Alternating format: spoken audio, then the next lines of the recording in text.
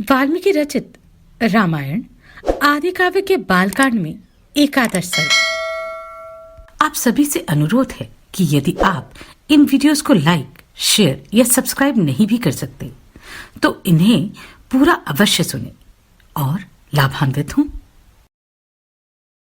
सुमंत्र के कहने से राजा दशरथ का सपरिवार अंगराज के यहाँ जाकर वहां से शांता और ऋषि सिंह को अपने घर ले आना। तदनंतर सुमंत्र ने फिर कहा, राजेंद्र, आप पुनः मुझसे अपने हित की यह बात सुनिए, जिसे देवताओं में श्रेष्ठ बुद्धिमान सनत कुमार जी ने ऋषियों को बताया था। उन्होंने कहा था, इक्ष्वाकु वंश में दशरथ नाम से प्रसिद्ध एक परम धार्मिक सत्य प्रतीक राजा होंगे। उनकी अंगराज के साथ मित्रता होगी। अंगराज की एक परम सौभाग्यशालिनी कन्या होगी जिसका नाम होगा शांता। अंगदेश के राजकुमार का नाम होगा रोमपाद। महर्षि राजा दशरथ उनके पास जाएंगे और कहेंगे, धर्मात्मन, मैं संतानहीन हूं। यदि आप आज्ञा दें तो शांता के पति ऋषि सिंह मुनि चलकर मेरा यज्ञ करा दे। इससे मुझे पुत्र की प्राप्ति होगी और मेरे वंश की रक्षा हो जाएगी।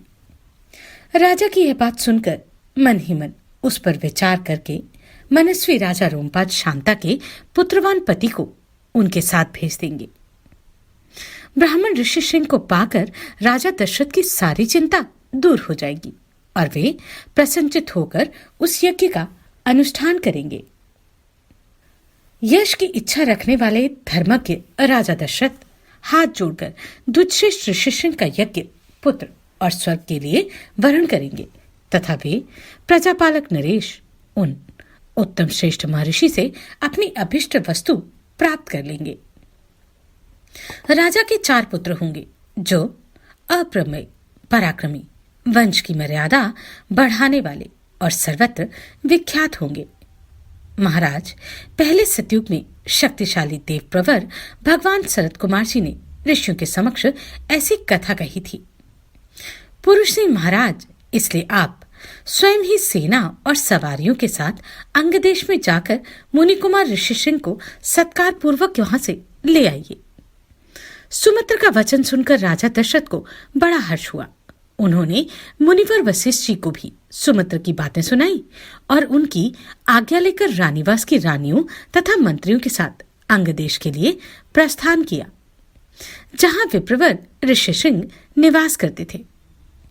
मार्ग में अनेक अनेक वनों और नदियों को पार करके वे धीरे धीरे उस देश में जा पहुंचे जहां मुनिवर ऋषि सिंह विराजमान थे। वहां पहुंचने पर उन्हें द्विजश्रेष्ठ ऋषि सिंह रोमपाद के पास ही बैठे दिखाई दिए। वे ऋषि कुमार प्रज्वलित अग्नि के समान तेजस्वी जान पड़ते थे। तदनंतर राजा रोमपाद ने मित्रता के नाते अत्यंत प्रसन्न हृदय से महाराज दशरथ का शास्त्रोक्त विधि के अनुसार विशेष रूप से पूजन किया और बुद्धिमान ऋषि कुमार श्रृंगी को राजा दशरथ के साथ अपनी मित्रता की बात बताई। उस पर उन्होंने भी राजा का सम्मान किया। इस प्रकार भली भांति आदर सत्कार पाकर नरश्रेष्ठ राजा दशरथ रोमपाद के साथ वहां 7-8 दिनों तक रहे।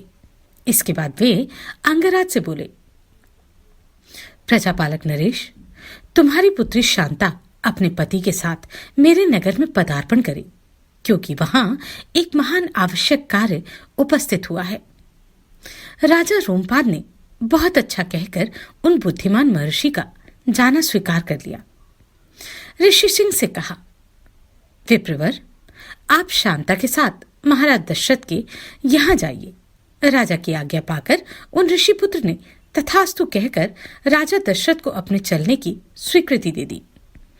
राजा रोमपाद की अनुमति ले ऋषि सिंह ने पत्नी के साथ वहां से प्रस्थान किया।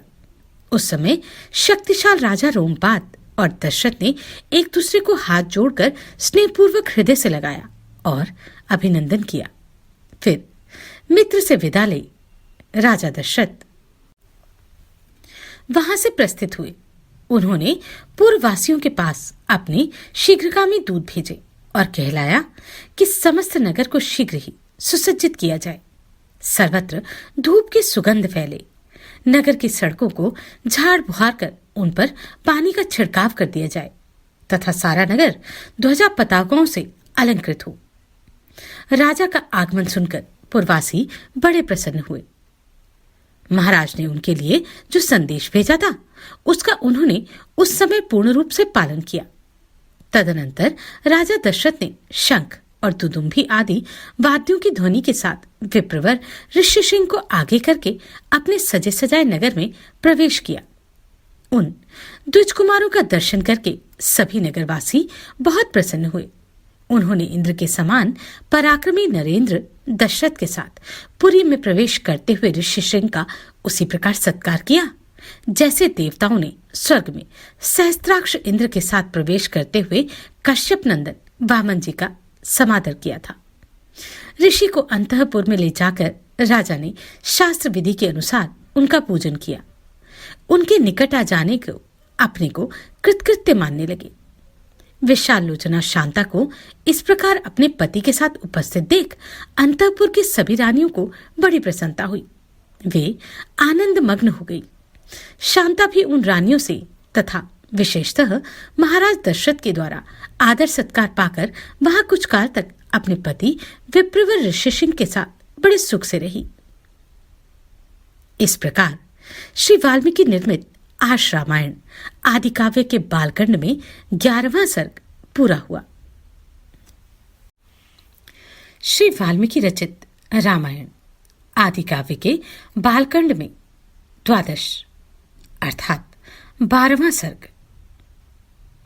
राजा का ऋषियों से यज्ञ कराने के लिए प्रस्ताव। ऋषियों का राजा को और राजा का मंत्रियों को यज्ञ की आवश्यक तैयारी करने के लिए आदेश देना। तदनंतर बहुत समय बीत जाने के पश्चात कोई परम मनोहर दोष रहित समय प्राप्त हुआ। उस समय वसंत ऋतु का आरंभ हुआ था। राजा दशरथ ने उसी शुभ समय में यज्ञ आरंभ करने का विचार किया। तत्पश्चात उन्होंने देवोपम कांति वाले विप्रवर ऋषिसिंह को मस्तक झुकाकर प्रणाम किया और वंश परंपरा की रक्षा के लिए पुत्र प्राप्ति के निमित्त यज्ञ कराने के उद्देश्य से उनका वरण किया। ऋषिसिंह ने बहुत अच्छा कहकर उनकी प्रार्थना स्वीकार की और उन पृथ्वीपति नरेश से कहा, राजन, यज्ञ की सामग्री एकत्र कराइए। भूमंडल में भ्रमण के लिए आपका यज्ञ संबंधी अश्व छोड़ा जाए और सरयू के उत्तर तट पर यज्ञ भूमि का निर्माण किया जाए। तब राजा ने सुमंत्र, तुम शीघ्र ही वेद विद्या के पारंगत ब्राह्मणों तथा ब्रह्मवादी ऋत्विजों को बुला ले आओ। सुयज्ञ वामदेव, जाबाली, काश्यप, पुरोहित वशिष्ठ तथा अन्य जो श्रेष्ठ ब्राह्मण हैं उन सबको बुलाओ। तब शीघ्रगामी सुमंत्र तुरंत जाकर वेद विद्या के पारगामी उन समस्त ब्राह्मणों को बुला लाए। धर्मात्मा राजा दशरथ ने उन सबका पूजन किया और उनसे धर्म तथा अर्थ से युक्त मधुर वचन कहे। महर्षियों, मैं पुत्र के लिए निरंतर संतप्त रहता हूं। उसके बिना इस राज्य आदि से मुझे सुख नहीं मिलता। अतः मैंने ये विचार किया कि पुत्र के लिए अश्वमेध यज्ञ का अनुष्ठान करूं। इसी संकल्प के अनुसार मैं अश्वमेध यज्ञ का आरंभ करना चाहता हूं। मुझे विश्वास है कि ऋषिपुत्र ऋषिसिंह के प्रभाव से मैं अपनी संपूर्ण कामनाओं को प्राप्त कर लूंगा। राजा दशरथ के मुख से निकले हुए इस वचन की विशिष्ट आदि सब ब्राह्मणों ने साधु साधु कहकर बड़ी सराहना की। इसके बाद ऋषिसिंह आदि सब महर्षियों ने उस समय राजा दशरथ से पुनः यह बात कही,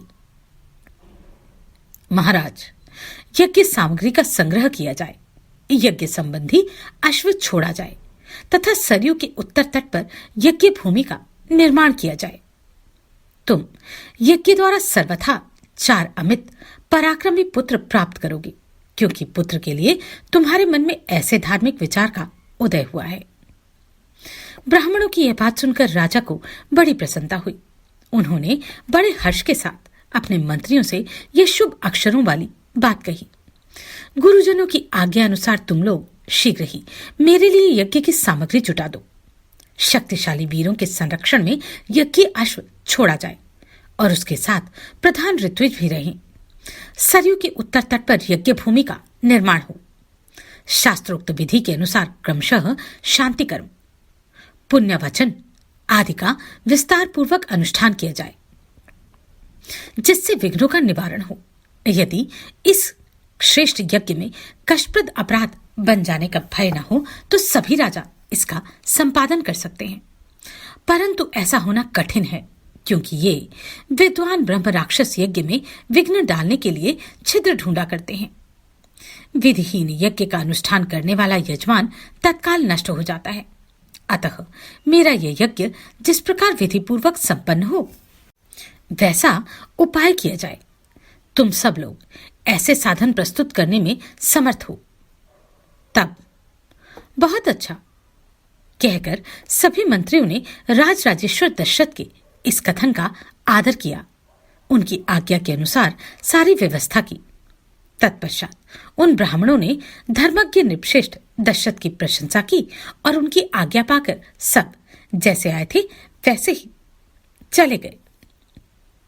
उन ब्राह्मणों के चले जाने पर मंत्रियों को भी विदा करके वे महाबुद्धिमान नरेश अपने महल में गए। इस प्रकार श्री वाल्मीकि निर्मित आर्ष रामायण आदि काव्य के बालकांड में 12वां सर्ग पूरा हुआ। श्री वाल्मीकि रचित रामायण आदि काव्य के बालकांड में 13वां सर्ग। राजा का वशिष्ठ जी से यज्ञ की तैयारी के लिए अनुरोध। वशिष्ठ जी द्वारा इसके लिए सेवकों की नियुक्ति और सुमंत्र को राजाओं की बुलाहट के लिए आदेश। समागत राजाओं का सत्कार तथा पत्नियों सहित राजा दशरथ का यज्ञ की दीक्षा लेना।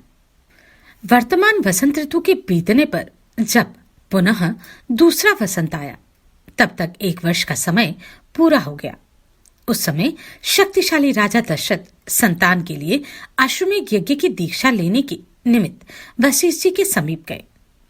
वशिष्ठ जी को प्रणाम करके राजा ने न्यायतः उनका पूजन किया और पुत्र प्राप्ति का उद्देश्य देकर उन द्विजश्रेष्ठ मुनि से यह विनययुक्त बात कही। ब्राह्मण मुनिवर, आप शास्त्र विधि के अनुसार मेरा यज्ञ करावें और यज्ञ के अंगभूत अश्व संचारण आदि में ब्रह्म राक्षस आदि जिस तरह विघ्न न डाल सके वैसा उपाय करें। आपका मुझ पर विशेष स्नेह है। आप मेरे सुहृद हैं, अकारण हितैषी, गुरु और परम महान हैं। यह जो यज्ञ का भार उपस्थित हुआ है इसको आप ही वहन कर सकते हैं। तब बहुत अच्छा कहकर विप्रवर वशिष्ठ मुनि राजा से इस प्रकार बोले। नरेश्वर, तुमने जिसके लिए प्रार्थना की है वह सब मैं करूंगा।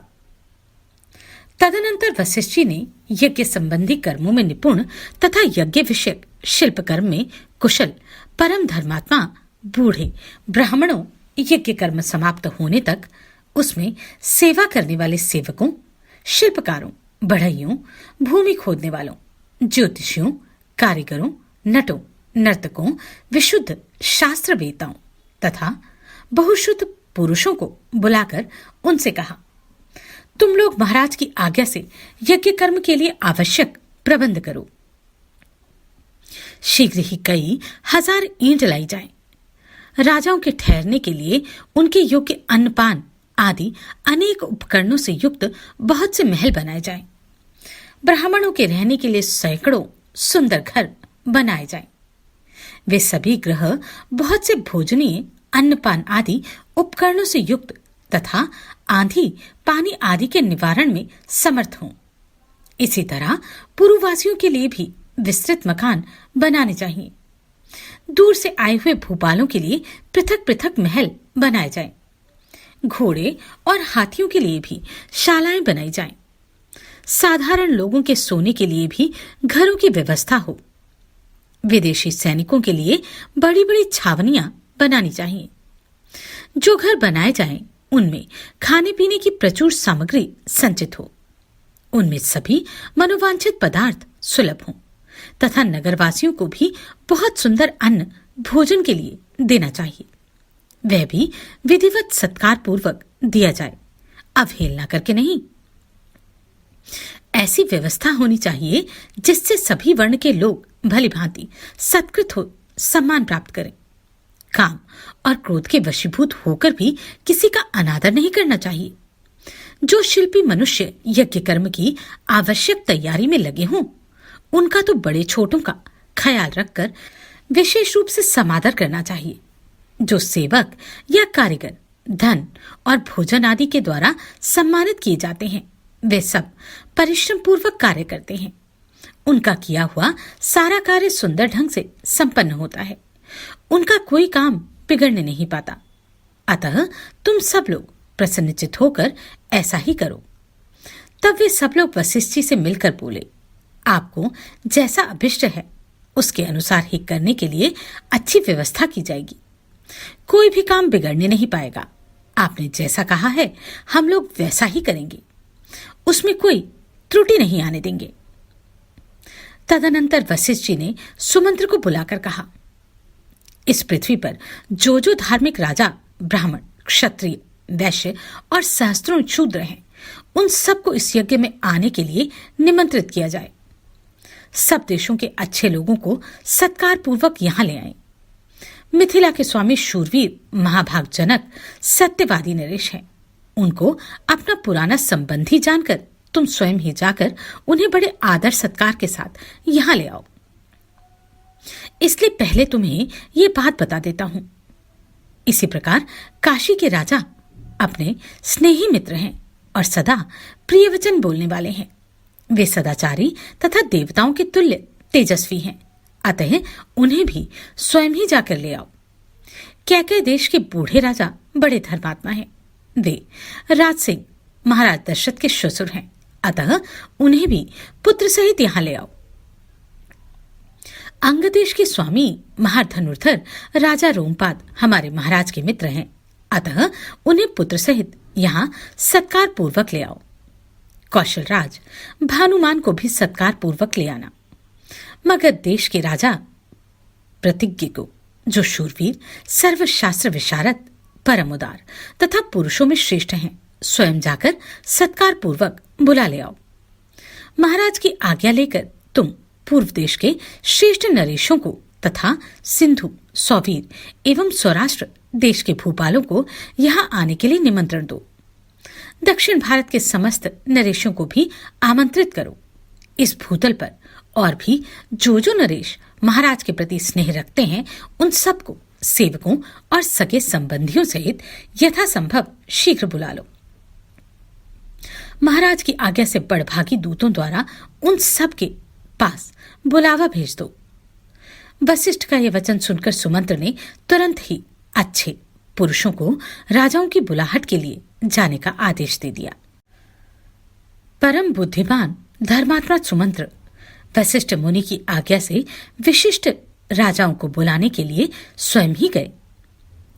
यज्ञ कर्म की व्यवस्था के लिए जो सेवक नियुक्त किए गए थे, उन सब ने आकर उस समय तक यज्ञ संबंधी जो जो कार्य समाप्त हो गया था, उन सब की सूचना महर्षि वशिष्ठ जी को दी। यह सुनकर वे द्विजश्रेष्ठ मुनि बड़े प्रसन्न हुए। उन सब से बोले, भद्र पुरुषों, किसी को जो कुछ कहना हो उसे अवहेलना या अनादर पूर्वक नहीं देना चाहिए, क्योंकि अनादर पूर्वक दिया हुआ दान दाता को नष्ट कर देता है, इसमें संशय नहीं है। तदनंतर कुछ दिनों के बाद राजा लोग महाराज दशरथ के लिए बहुत से रत्नों की भेंट लेकर अयोध्या में आए। इससे वशिष्ठ जी को बड़ी प्रसन्नता हुई।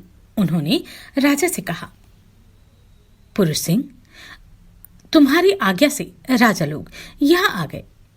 नृपश्रेष्ठ, मैंने भी यथायोग्य उन सब का सत्कार किया है। हमारे कार्यकर्ताओं ने पूर्णतः सावधान रहकर यज्ञ के लिए सारी तैयारी की है। अब तुम भी यज्ञ करने के लिए यज्ञ मंडप के समीप चलो। राजेंद्र, यज्ञ मंडप में सब ओर सभी वांछनीय वस्तुएं एकत्र कर दी गई हैं। आप स्वयं चलकर देखें। यह मंडप इतने शीघ्र तैयार किया गया है मानो मन के संकल्प से ही बन गया हो। मुनिवर वशिष्ठ तथा ऋषिसिंह दोनों के आदेश से शुभ नक्षत्र वाले दिन राजा दशरथ यज्ञ के लिए राजभवन से निकले।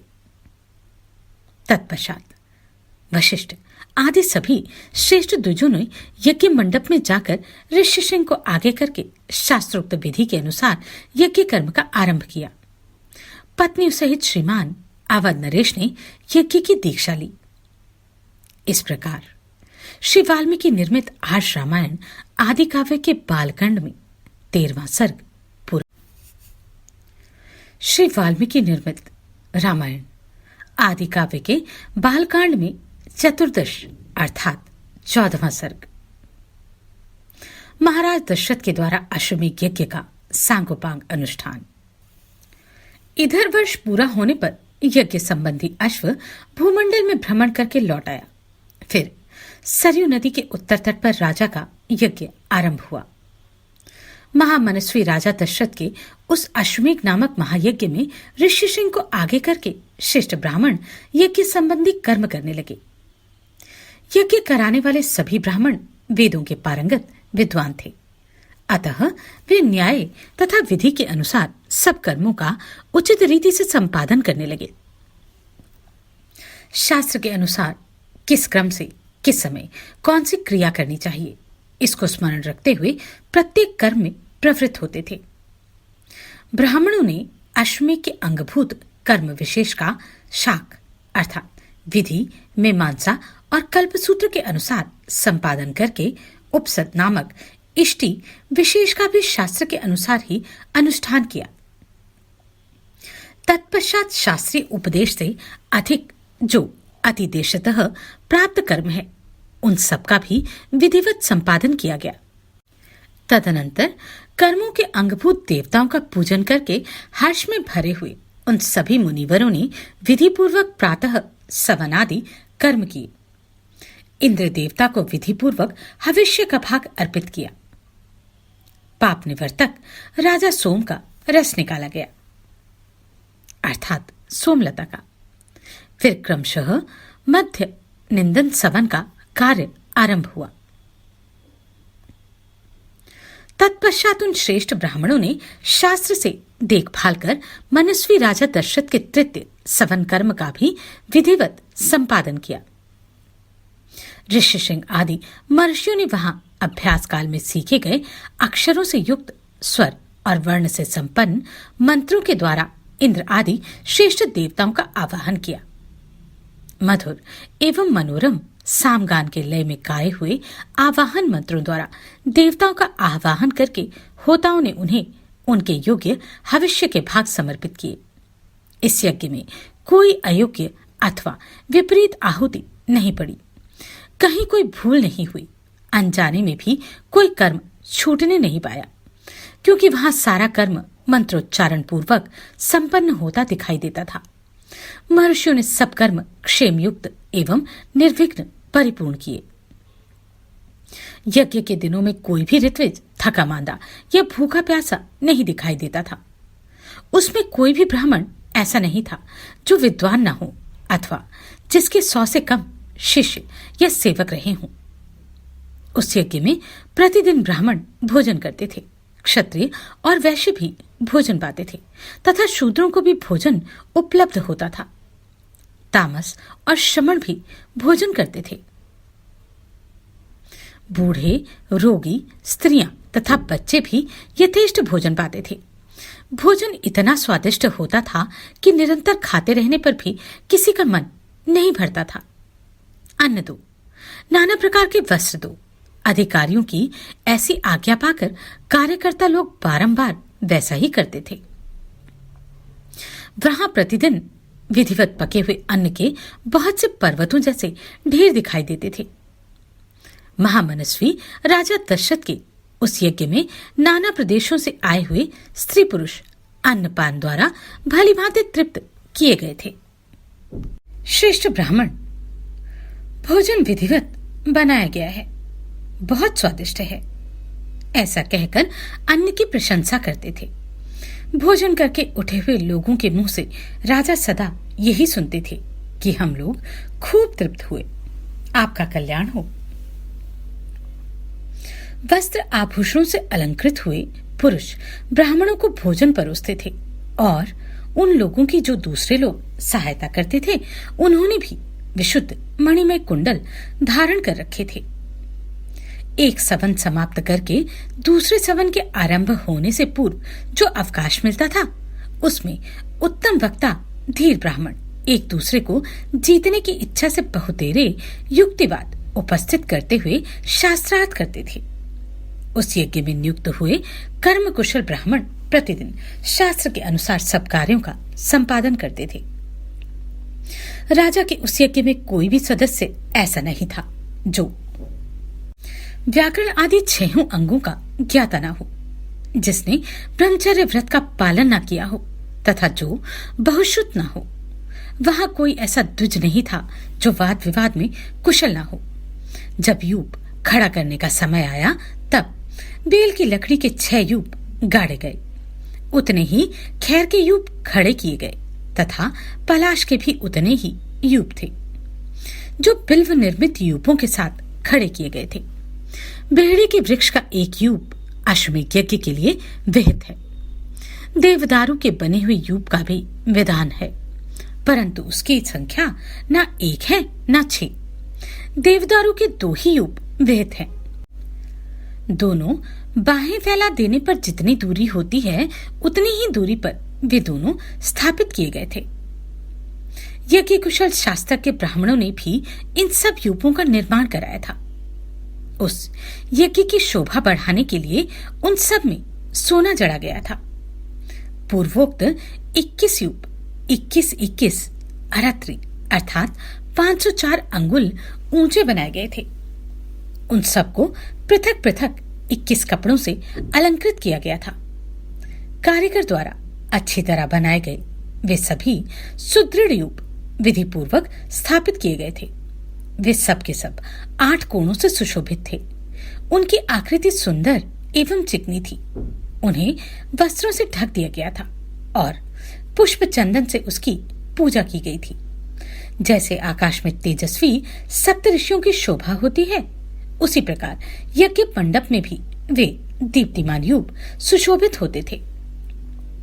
सूत्र ग्रंथों में बताए अनुसार ठीक माप से ईंटें तैयार कराई गई थी।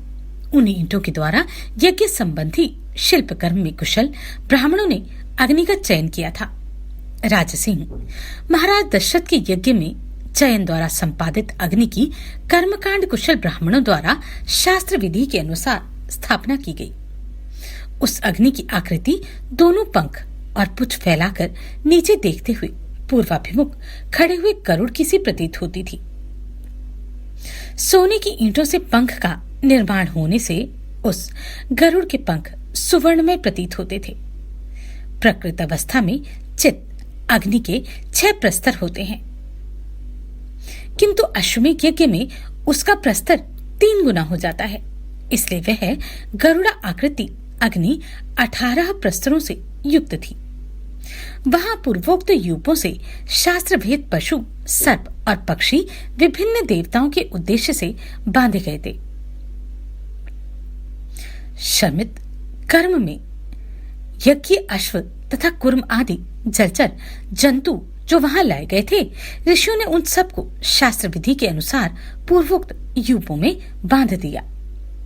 उस समय उन यूपों में 300 पशु बंधे हुए थे तथा राजा दशरथ का वह उत्तम अश्वरत्न भी वहीं बांधा गया। रानी कौसल्या ने वहां प्रोक्षण आदि के द्वारा सब ओर से उस अश्व का संस्कार करके बड़ी प्रसन्नता के साथ 3 तलवारों से उसका स्पर्श किया। तदनंतर कौसल्या देवी ने सुस्थिर चित्त से धर्म पालन की इच्छा रखकर उस अश्व के निकट एक रात निवास किया।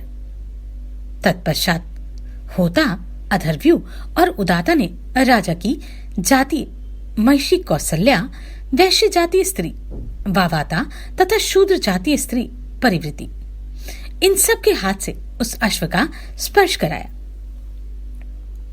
इसके बाद परम चतुर जितेंद्रिय ऋत्विक ने विधि पूर्वक अश्वकंद के गूदे को निकालकर शास्त्रोक्त रीति से पकाया।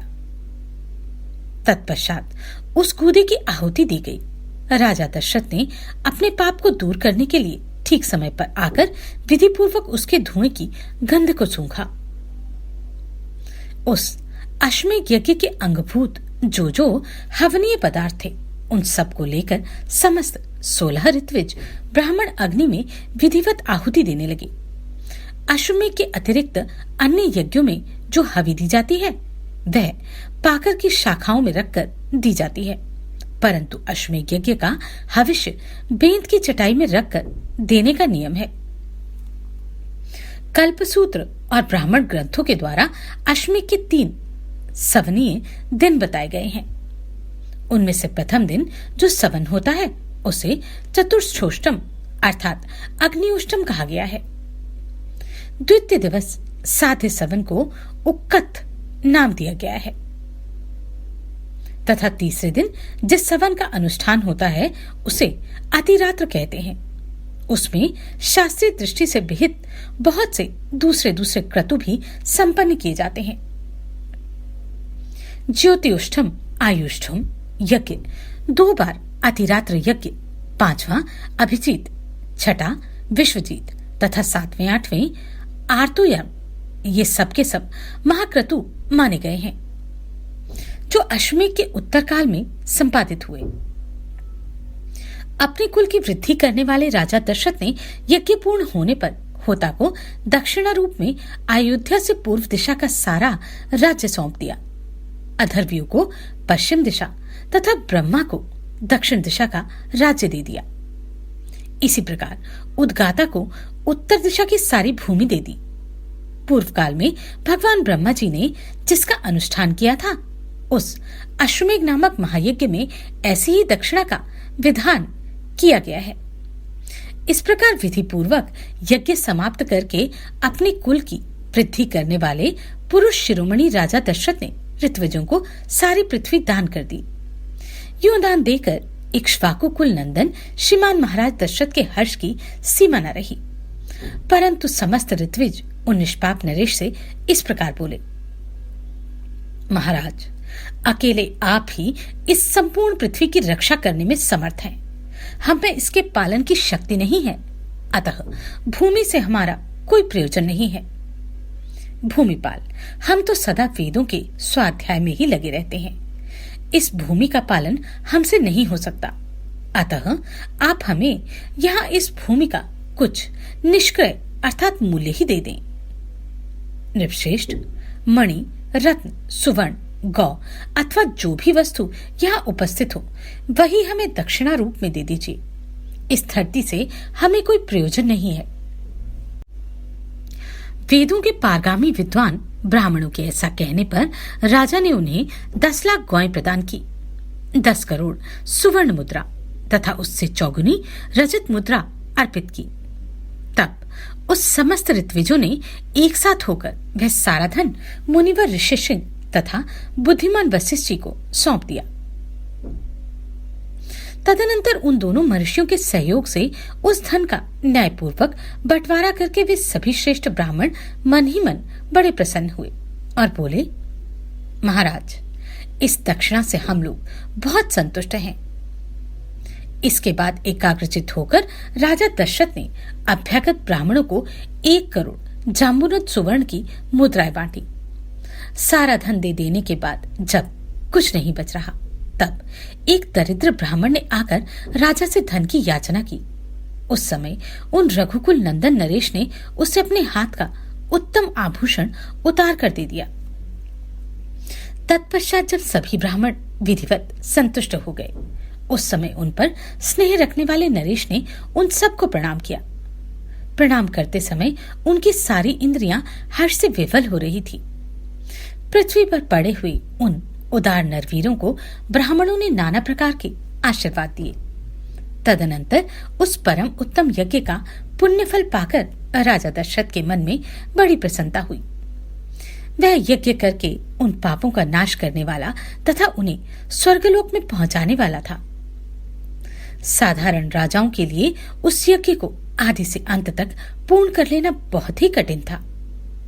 यज्ञ समाप्त होने पर राजा दशरथ ने ऋषि सिंह से कहा, उत्तम व्रत का पालन करने वाले मुनीश्वर, अब जो कर्म मेरी कुल परंपरा को बढ़ाने वाला हो, उसका संपादन आपको करना चाहिए। तब द्विजश्रेष्ठ ऋषिसिंह तथास्तु कहकर राजा से बोले, राजन, आपके 4 पुत्र होंगे जो इस कुल के भार को वहन करने में समर्थ होंगे। उनका यह मधुर वचन सुनकर मन और इंद्रियों को संयम में रखने वाले महामना महाराज दशरथ उन्हें प्रणाम करके बड़े हर्ष को प्राप्त हुए। उन्होंने ऋषि सिंह को पुनः पुत्र प्राप्ति कराने वाले कर्म का अनुष्ठान करने के लिए प्रेरित किया। इस प्रकार श्री वाल्मीकि निर्मित आर्ष रामायण आदि काव्य के बालकांड में 14वां सर्ग पूरा हुआ। श्री वाल्मीकि रचित रामायण आदि काव्य के बालकांड में 15वां सर्ग। ऋषि सिंह द्वारा राजा दशरथ के पुत्रेष्टि यज्ञ का आरंभ।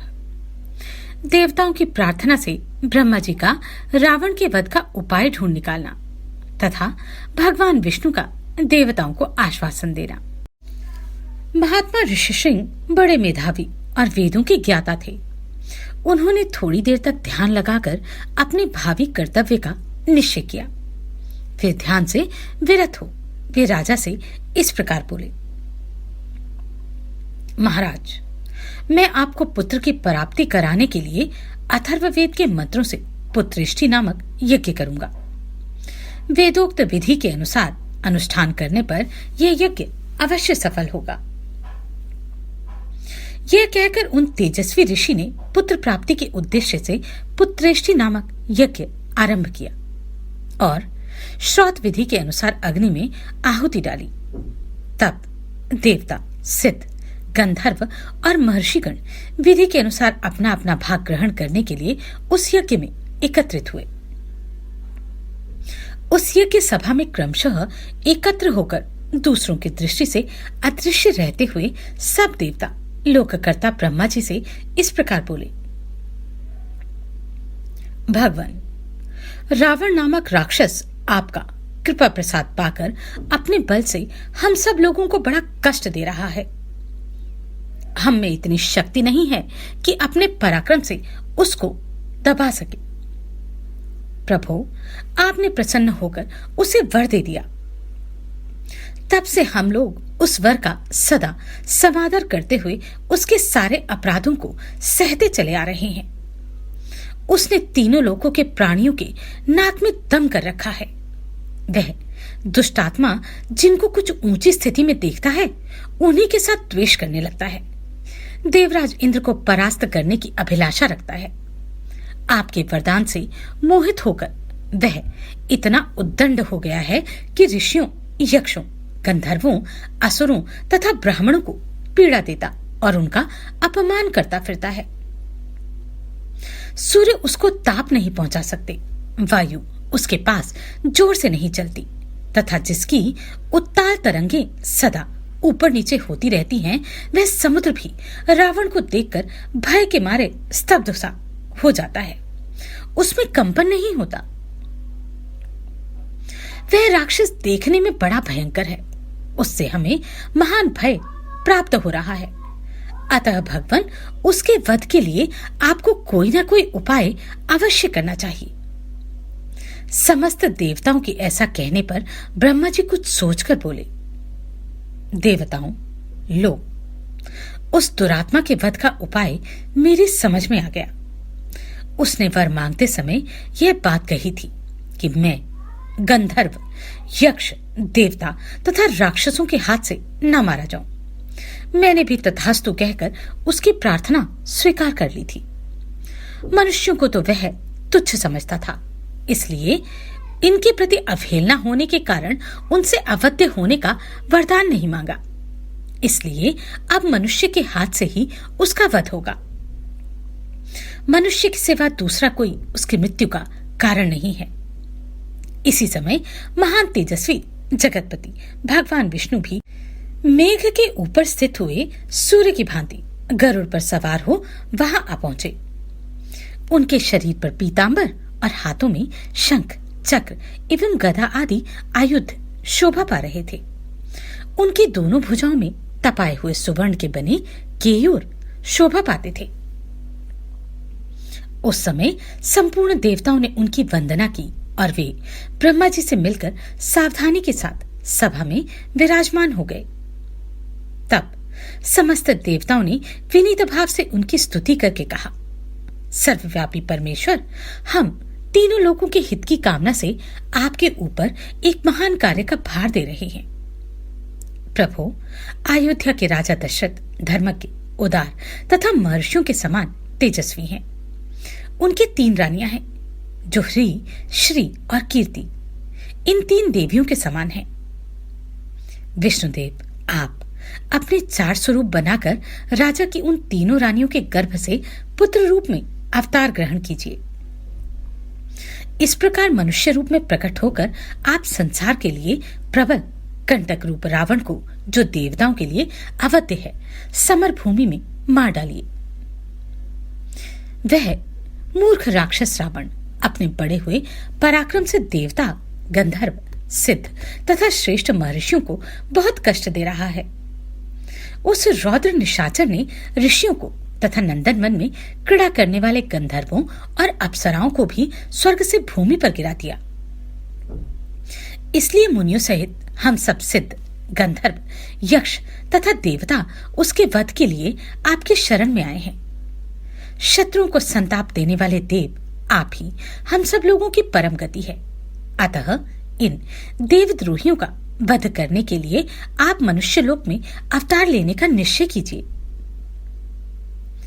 उनके इस प्रकार स्तुति करने पर सर्वलोक वंदित देव प्रवर, देवादिदेव भगवान विष्णु ने वहां एकत्र हुए उन समस्त ब्रह्मा आदि धर्मपरायण देवताओं से कहा, देवगण, तुम्हारा कल्याण हो। तुम भय को त्याग दो। मैं तुम्हारा हित करने के लिए रावण को पुत्र, पौत्र, अमात्य, मंत्री और बंधु बांधवों सहित युद्ध में मार डालूंगा।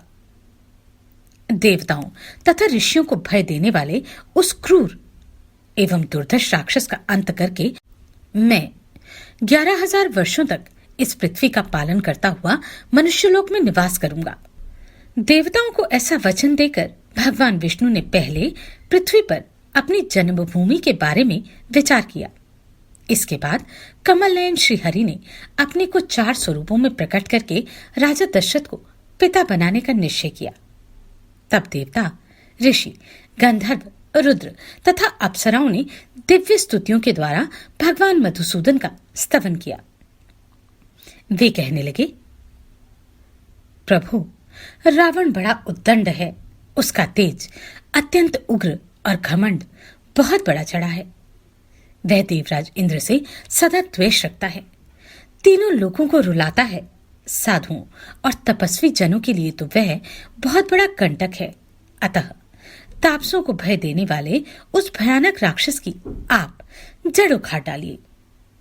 उपेंद्र, सारे जगत को रुलाने वाले उस उग्र पराक्रमी रावण को सेना और बंधु बांधवों सहित नष्ट करके अपनी स्वाभाविक निश्चिंतता के साथ अपने ही द्वारा सुरक्षित उस चिरंतन बैकुंठ धाम में आ जाइए, जिसे राग द्वेष आदि दोषों का कलुष कभी छू नहीं पाता। इस प्रकार श्री वाल्मीकि निर्मित आज रामायण आदि काव्य के बालकांड में 15वां सर्ग पूरा हुआ। आप सभी को कोटि कोटि साधुवाद। आपने इन वीडियोस को इतना प्रेम दिया। नमस्कार, मैं आभा शर्मा जावास। यदि आपको मेरा ये प्रयत्न सराहनीय लगा हो तो मुझे सब्सक्राइब करके प्रोत्साहित करें।